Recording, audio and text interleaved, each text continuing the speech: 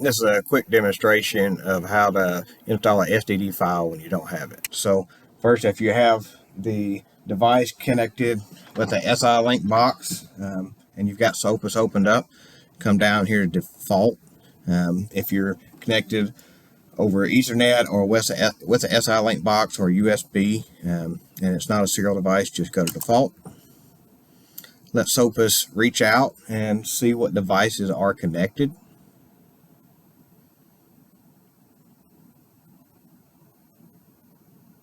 And once it finds the device, slide it to the left. And if you don't have a driver installed, you can go to Install Driver, and you go to SICK.com or Disk. If this is illuminated and you're able to get this option, always get a device upload. But what we'll do is we'll go to SICK.com. We'll look up the 7-digit part number on the sensor itself, and we'll type that into the search bar.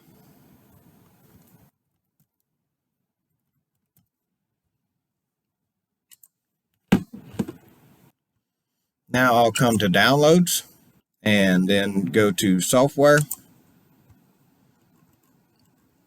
We want to find the SDD file.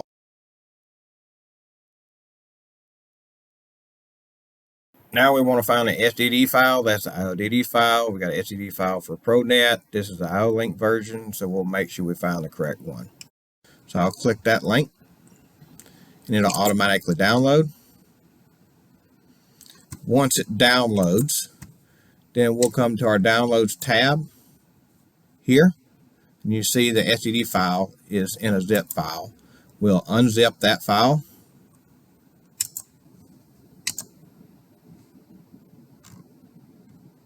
And once we've unzipped it, we can come back to SOPAS, install, okay, from disk, and then we'll just find that same file that we just extracted.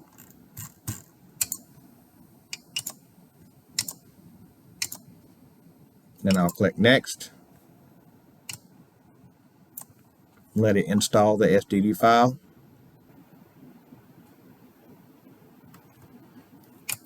Then we'll connect and finish, and then we'll just click Online. Once it's up, we'll read from parameters, and now I just need to click here on this, and I can actually open up the interface of that device.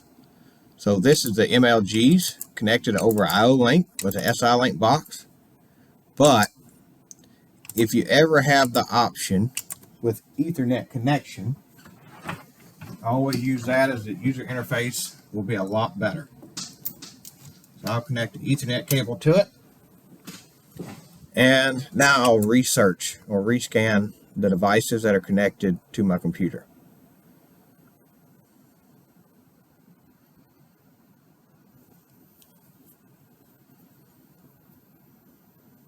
Now, since I'm connected over Ethernet to it, I have this option.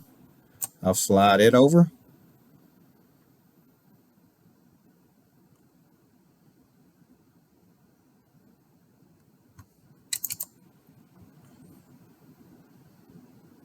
And now you can see that this is a lot more user-friendly and a lot more powerful than what we had with the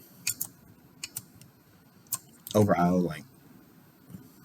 So, hope this helps, and let me know if you have any questions.